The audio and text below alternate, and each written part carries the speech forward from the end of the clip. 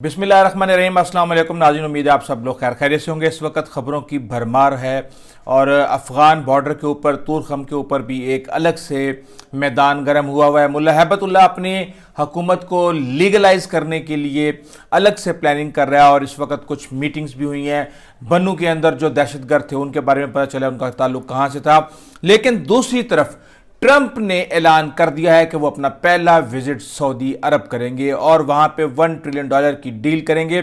लेकिन उसके दरमियान ही $53 बिलियन का जो गजा का मंसूबा है वो भी एक तरह से कंट्रोवर्सी बनी हुई है। और बहुत ही अहम इंफॉर्मेशन इस हवाले से आई है कि क्या ट्रंप को 4-5 दहाइयों पहले रूस ने अपने एजेंट के तौर पे हायर किया था। उस हवाले से जो इंफॉर्मेशंस हैं, क्या हुआ, कब हुआ, कैसे हुआ, वो भी आपके साथ शेयर करूंगा। तूरखम के ऊपर क्या मामला चल रहे हैं। तूरखम पे हैवी एक्सचेंज ऑफ फायरिंग हो रही है, वहां पे मार्टर गोले बरसाए जा रहे हैं, वक्फे वक्फे से फायरिंग हो रही है। 3 सहाफ़ी भी 1-2 दिन पहले अफगानी वहां पे बड़े बुरे तरीके से जख्मी हो गए थे और हैवी फायरिंग में एक दूसरे की जो पोस्ट हैं उनको टारगेट किया जा रहा है। और ये सारा कुछ एक हम ये कह सकते हैं कि एक तरह से जो अफगान बॉर्डर है वो हमारे लिए दूसरी लाइन ऑफ कंट्रोल बना दिया गया है। अभी भी जो है वो हाई टेंशन मामला चल रहे हैं, तसादुम वहां पे जारी है। और इस हवाले से हमें देख रहे हैं कि फिर वज़ीर बुलाते हैं, जो महाजिरों के वज़ीर हैं, वज़ीर for minister for immigration Pakistan के चार्ज डी अफेयर को काबुल एम्बेसी में, और वो कहते हैं कि जनाब हम बॉर्डर के ऊपर आप मामलात खोलें और हम आपके साथ जंग नहीं चाहते, हम नहीं चाहते कि वहाँ पे तशद्दुद हो, हम बहुत अच्छे रहना चाहते हैं। और ये अब्दुल रहमान निज़ामानी के साथ जनाब अब्दुल कबीर ने मुलाकात की। अब आप ये देखें कितना जुल्म है कि हमारे 5 सिपाही मारे गए, हमारे 13 सिविलियंस मारे गए, वहां पे 16 फितनल ख्वारिज के दहशतगर्द मारे गए जिनमें बेशतर अफगानी शहरी हैं। और ये चाह रहे हैं, ये हमें ड्रामा करके दिखा रहे हैं हमारे साथ, यानी ये वो हमारे साथ कर रहे हैं जो हमने अमेरिका के साथ किया इनको तहफ़्फ़ुज़ देने के लिए, कि हर रोज़ पाकिस्तान के ऊपर हमला किया जा रहा है, इनकी सरजमीन से हमला किया जा रहा है और ये उसको सपोर्ट कर रहे हैं, ये उसको पैसा दे रहे हैं, ये हर लिहाज से उनको हेल्प कर रहे हैं और पाकिस्तान के सामने ये ऐसे मासूम बनने की कोशिश कर रहे हैं। लेकिन मैं ये समझता हूं कि ये मासूम बनने का दौर अब गुजर चुका है, अब मामलात कहीं से कहीं पहुंच चुके हैं। बहरहाल इस सारी सूरत हाल के पीछे मैं ये समझता हूं कि मुल्ला हैबतुल्लाह, क्योंकि वो ही करता धरता है अफगान तालिबान का, उसके फैसले इफेक्ट करते हैं, उसी ने एग्रीमेंट किया, उसी की मर्जी से मीर अली एग्रीमेंट हुआ जिसमें इन तमाम दहशत गर्दों को सपोर्ट करने का फैसला किया गया ताकि इनकी मदद आप अमेरिका के लिए इस्तेमाल कर सकें। बल्कि ये भी एक ड्रामा और बघंड है। मैं ये समझता हूँ कि असूल इंसान के कोई ना कोई होते हैं, ये नहीं कि जी हमने इनको छोड़ दिया तो ये ISIS में चले जाएंगे। इसका मतलब ये है कि आपका बहैसियत रियासत ना तो कोई रिट है और ना ही कोई वजूद। और इसकी हकीकत ये है कि मुल्ला हैबतुल्लाह अब एक नया ड्रामा रचाने जा रहे हैं और वो ये ड्रामा होगा कि वो एक लोया जरगा बुलाएंगे ईद के बाद और उसके अंदर वो ये फैसला करेंगे कि जनाब आप आ गए जी 2000 बंदा, अपने ही बंदे, वो अपने 80-90 हज़ार जो इन्होंने सारे भर्ती किए हुए हैं वहाँ पे सिपाही या इनकी फ़ौज या इनके जो भी इनके साथ वॉरलॉर्ड्स हैं जो कि इक़्तिदार में शरीक हैं इनके साथ, उनको बुलाया जाएगा और वो कहेंगे जे मुल्ला हैबतुल्लाह दी। और उसके बाद जो है वो उनको कहा जाएगा कि ये जनाब पहले तो इंटरम थे, अब ये बिल्कुल कंफर्म हो चुके हैं, अब ये लीगलाइज हो गए हैं। जबकि इसके अंदर ना तो किसी रेजिस्टेंस ग्रुप को बुलाया जाएगा, ना औरतों को बुलाया जाएगा, ना ही दूसरी कम्युनिटीज़ को बुलाया जाएगा। और आप ये समझ लें कि तकरीबन 70% अफ़गानिस्तान, 75% अफ़गानिस्तान को मिस कर दिया जाएगा। इवन अपने तालिबान हक्कानी ग्रुप को देखा जाएगा वहाँ पे कि वो मौजूद है या नहीं है। तो फिर आपको इनकी लेजिटिमाइजेशन का अंदाज़ा हो जाएगा।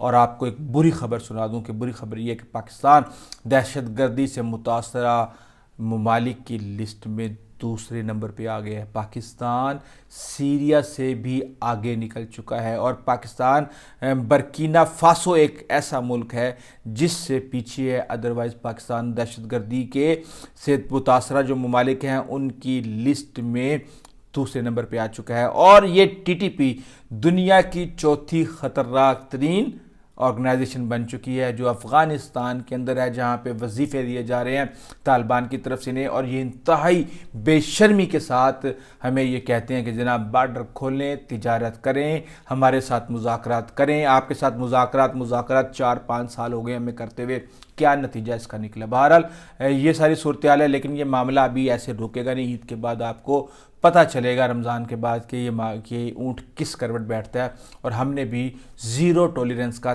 تہیہ کر لیا ہے۔ یہ جہاں سے نکلے ہیں ان کی قبر کھود کے، ان کو قبر کے اندر گاڑ کے آئیں گے، یہ بیان ہے وزیر اعظم کا۔ ماہرین اسرائیل فلسطین تنازع کے بارے میں ٹرمپ کے نقطہ نظر کو اکثر اس کے لین دین کے طور پہ دیکھتے ہیں، جو کہ اس کی ریل اسٹیٹ کا جو ذہنیت ہے اس پس منظر کی یہ عکاسی کرتا ہے۔ یہ ریل اسٹیٹ کا بزنس کہیں اس کے ماضی کے روس کے ساتھ تعلقات کو تو ظاہر نہیں کرتا۔ اس پر الزام لگایا جاتا ہے کہ اسے 1987 میں روس کی مشہور زمانہ جو جاسوسی ایجنسی ہے KGB، اس نے بھرتی کیا تھا، اور سابق انٹیلیجنس چیف النور مسائف کا دعویٰ ہے کہ سابق انٹیلیجنس چیف اس کا یہ دعویٰ ہے کہ ڈونلڈ ٹرمپ کو KGB نے کریسنوو یعنی کوڈ نام سے بھرتی کیا تھا۔ کریسنوو KRASNOV یہ اس کا کوڈ رکھا گیا تھا اور اس کو بھرتی کیا گیا تھا، اور النور مسائف کے مطابق ریئل اسٹیٹ ڈیولپر کے طور پر ٹرمپ کا ماسکو کا پہلا دورہ KGB نے مغرب میں بااثر شخصیات کو فروغ دینے کی ایک وسیع تر کوشش کے طور پہ ترتیب دیا تھا۔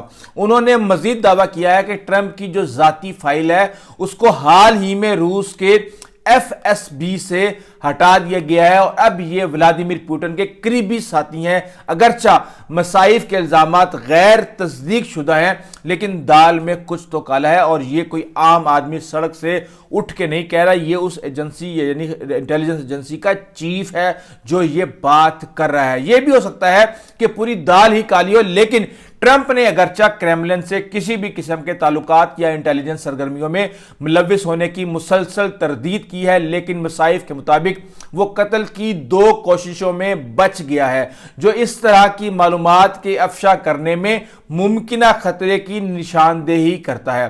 ڈونلڈ ٹرمپ کے روس کے ساتھ تعلقات کے کئی سوالات کو جنم دیا جا رہا ہے، اور خاص طور پر اس وقت جب پوری دنیا کو وہ امریکی دباؤ میں لانے کی کوشش کر رہے ہیں، روس کے لیے فائدہ مند بنتے جا رہے ہیں، جبکہ امریکہ کی یہ پالیسی بالکل بھی نہیں ہے، نہ ان کے اتحادی یورپینز کی یہ پالیسی ہے کہ کسی بھی طریقے سے روس کے لیے فائدہ مند بنا جائے۔ اگرچہ اس بات کا کوئی حتمی ثبوت نہیں ہے کہ وہ روسی جاسوس ہے، لیکن وہ روسی پروپیگنڈے سے متاثر ہے، اور کچھ ماہرین کا خیال ہے کہ ٹرمپ شاید ایک یوزفل ایڈیٹس ہے، ایسا شخص جو جاسوس بنے بغیر روسی مفادات کو فروغ دیتا ہے۔ یہ بات بھی قابل غور ہے کہ ٹرمپ کے اندرونی حلقے کے کچھ ارکان جیسے پاول مینافورٹ اور کارٹر پیج کے روسی انٹیلیجنس کے ساتھ الگ نوعیت کے تعلقات رہے ہیں، تاہم یہ ثابت کرنے کے لیے کوئی ٹھوس ثبوت نہیں ہے کہ ٹرمپ خود ایک روسی جاسوس ہے۔ جبکہ دوسری طرف کیا فلسطین اپنی بقا کی جنگ جیتنے میں کامیاب ہوگا؟ یہ ایک بہت بڑا سوال ہے، اور ہم یہ دیکھ رہے ہیں کہ ٹرمپ جا رہے ہیں وہاں پہ $1 ٹریلین کی ڈیل کرنے جا رہے ہیں، سعودی عرب سے ان کو نوازا جا رہا ہے، وہاں پہ فورن پالیسی کے فیصلے جو یورپ میں ہوتے تھے وہ اب سعودی عرب میں ہونے جا رہے ہیں، اور اب اگلے ہی مہینے ہم دیکھ رہے ہیں کہ دوبارہ یوکرین کے حوالے سے وہاں پہ تمام مذاکرات ہوں گے، اور ٹرمپ نے بہت زیادہ تعریفیں کی ہیں سعودی عرب کی، اور اس لحاظ سے جو ٹرمپ کی جو فورن پالیسی ہے سعودی عرب اس کا یعنی مشرق وسطیٰ لیڈنگ رول سعودی عرب کا وہ اس کا رول بنتا جا رہا ہے۔ جانے سے پہلے سبسکرائب اور گھنٹی یعنی بیل آئیکن کا بٹن دبا دیں تاکہ ہماری ملاقات کے سلسلے کو قائم رکھا جا سکے اور ہماری ہر اپڈیٹ آپ تک سب سے پہلے پہنچے۔ ابھی تک کے لیے اتنا ہی، آئندہ تک اجازت دیجیے، اللہ حافظ۔